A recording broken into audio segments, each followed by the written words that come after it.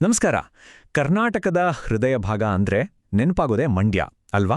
ಆದರೆ ಮಂಡ್ಯ ಅಂದ್ರೆ ಕೇವಲ ಒಂದು ಜಿಲ್ಲೆ ಅಲ್ಲ, ಅದಕ್ಕೊಂದು ತಂದೆಯಾದ ಸ್ಪೆಷಲ್ ಐಡೆಂಟಿಟಿ ಇದೆ.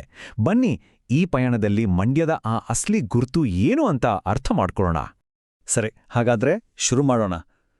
ನಮ್ಮೆಲ್ಲರ ಮನ್ಸಲ್ಲಿರೋ ಮೊದಲನೇ ಪ್ರಶ್ನೆ ಅಂದ್ರೆ, ಮಂಡ್ಯವನ್ನ ಸಕ್ಕರೆ ನಾಡು ಅಂತ ಯಾಕೆ ಕರೀತಾರೆ?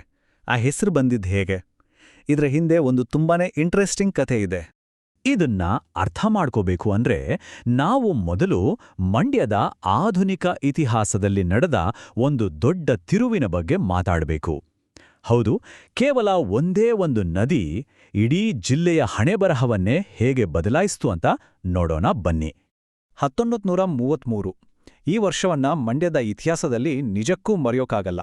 ಯಾಕಂದ್ರೆ ಇದೇ ವರ್ಷದಲ್ಲಿ ನಮ್ಮ ಕಾವೇರಿ ನದಿಗೆ ಅಡ್ಡಲಾಗಿ ಕೃಷ್ಣರಾಜ ಸಾಗರ, ಅಂದ್ರೆ ನಾವೆಲ್ಲ ಪ್ರೀತಿಯಿಂದ ಕರೆಯೋ KRS ಡ್ಯಾಮ್ ಕಟ್ಟಿದ್ದು. ಇದು ಬರೀ ಒಂದು ಡ್ಯಾಮ್ ಆಗಿರಲಿಲ್ಲ, ಬದಲಾಗಿ ಒಂದು ದೊಡ್ಡ ಕೃಷಿ ಕ್ರಾಂತಿಗೆ ನಾಂದಿ ಹಾಡಿತ್ತು. ಆ ಬದಲಾವಣೆ ಎಷ್ಟೊಂದು ದೊಡ್ಡದಿತ್ತು ಅಂತ ನೋಡಿ.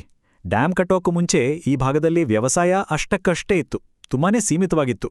ಆದರೆ KRS ಬಂದ್ಮೇಲೆ ಕಾವೇರಿಯ ಜೀವಜಲ ಹರಿದು ಒಂದು ಕಾಲದಲ್ಲಿ ಬರಡಾಗಿದ್ದ ಭೂಮಿ ಹಸಿರಿನಿಂದ ಕಂಗೊಳಿಸೋಕೆ ಶುರುವಾಯಿತು. ನಿಜಕ್ಕೂ ಇದೊಂದು ಕೃಷಿ ಕ್ರಾಂತಿಯೇ ಸರಿ. ಸೋ ಇಲ್ಲೇ ಇದೆ ನೋಡಿ ಅಸಲಿ ಕಥೆ. KRS ಡ್ಯಾಮ್ ಬಂದಿದ್ರಿಂದ ಭತ್ತ ಮತ್ತೆ ಮುಖ್ಯವಾಗಿ ಕಬ್ಬಿನ ಬೆಳೆ ದೊಡ್ಡ ಪ್ರಮಾಣದಲ್ಲಿ ಬೆಳೆಯೋಕೆ ಶುರುವಾಯಿತು. ಈ ಕಬ್ಬು, ಈ ಸಿಹಿ, ಇದೇ ಕ್ರಾಂತಿದಾನ್ ಮಂಡ್ಯಕ್ಕೆ ಸಕ್ಕರೆ ನಾಡು ಅನ್ನೋ ಆ ಪ್ರೀತಿಯ ಹೆಸರನ್ನ ತಂದ್ಕೊಟ್ಟಿದ್ದು. ಆದ್ರೆ ಕೇಳಿ, ಈ ಆಧುನಿಕ ಕ್ರಾಂತಿ ನಡೆದಿದ್ದು ಸುಮ್ನೆ ಎಲ್ಲೋ ಅಲ್ಲ. ಅದು ನಡೆದಿದ್ದು ಸಾವಿರಾರು ವರ್ಷಗಳ ಇತಿಹಾಸ ಇರೋ ಒಂದು ನೆಲದಲ್ಲಿ. ಮಂಡ್ಯದ ಮಣ್ಣಿನ ಪ್ರತಿಯೊಂದು ಕಣದಲ್ಲೂ ಶತಮಾನಗಳ ಕಥೆ ಅಡಗಿದೆ. ಬನ್ನಿ, ಸ್ವಲ್ಪ ಇತಿಹಾಸದ ಪುಟಗಳನ್ನ ತಿರುವಿ ನೋಡೋಣ. ಗಂಗರು, ಅವರ ನಂತರ ಚೋಳರು, ಆಮೇಲೆ ಹೊಯ್ಸಳರು, ವಿಜಯನಗರದ ಅರಸರು, ಕೊನೆಗೆ ಮೈಸೂರು ಸಾಮ್ರಾಜ್ಯ. ಹೀಗೆ ಒಂದಾದ ಮೇಲೆ ಒಂದರಂತೆ ದೊಡ್ಡ ದೊಡ್ಡ ರಾಜವಂಶಗಳು ಈ ಪ್ರದೇಶವನ್ನ ಆಳಿದ್ವು. ಅವರೆಲ್ಲರೂ ತಮ್ಮದೇ ಆದ ಸಂಸ್ಕೃತಿ ಮತ್ತೆ ಆಡಳಿತದ ಒಂದು ಅಳಿಸಲಾಗದ ಛಾಪನ್ನ ಇಲ್ಲಿ ಬಿಟ್ಟೋಗಿದ್ದಾರೆ. ಅದರಲ್ಲೂ ಹೊಯ್ಸಳರ ಕಾಲ ಇದೆಯಲ್ಲ, ಆ ಕಾಲದಲ್ಲಿ ಮಂಡ್ಯ ನ್ಯಾಚುರಲಿ ಒಂದು ಕಲೆ ಮತ್ತು ವಾಸ್ತುಶಿಲ್ಪದ ಸ್ವರ್ಗವೇ ಆಗಿತ್ತು. ಅವರು ಕಟ್ಟಿಸಿದ ಅದ್ಭುತವಾದ ದೇವಸ್ಥಾನಗಳು, ಆ ಕಲ್ಲಿನಲ್ಲೂ ಜೀವ ತುಂಬೋ ಸೂಕ್ಷ್ಮ ಕೆತ್ತನೆಗಳು, ಅಬ್ಬಾ, ಇವತ್ತಿಗೂ ಮಂಡ್ಯದ ಸಾಂಸ್ಕೃತಿಕ ಪರಂಪರೆಗೆ ಒಂದು ದೊಡ್ಡ ಹೆಮ್ಮೆ.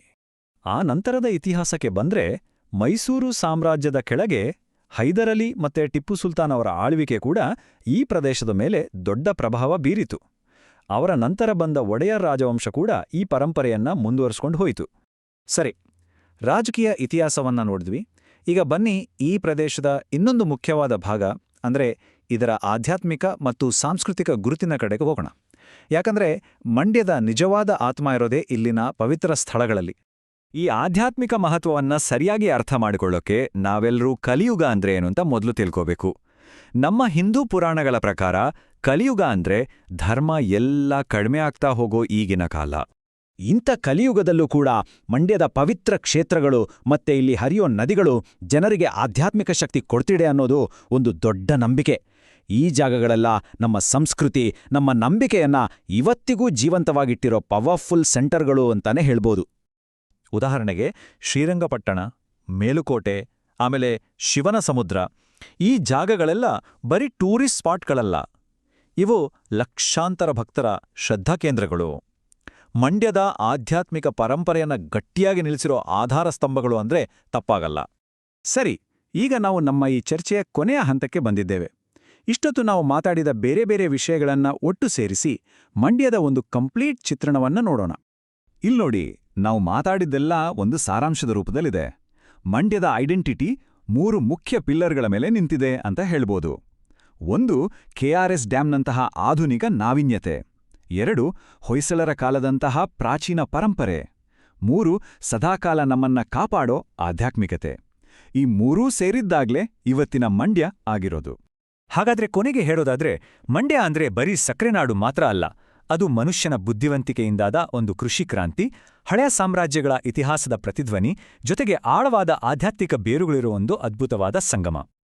ಕೊನೆಯದಾಗಿ ಒಂದು ಪ್ರಶ್ನೆ: ಒಂದು ಪ್ರದೇಶದ ನಿಜವಾದ ಗುರುತನ್ನ ಯಾವುದು ನಿರ್ಧಾರ ಮಾಡುತ್ತೆ? ಅದರ ಸಾವಿರಾರು ವರ್ಷಗಳ ಹಳೆ ಇತಿಹಾಸನ, ಅಥವಾ ಇತ್ತೀಚಿನ ವರ್ಷಗಳಲ್ಲಿ ಅದು ಸಾಧಿಸಿರೋ ಹೊಸ ಪ್ರಗತಿನ? ಇದರ ಬಗ್ಗೆ ಸ್ವಲ್ಪ ಯೋಚನೆ ಮಾಡಿ.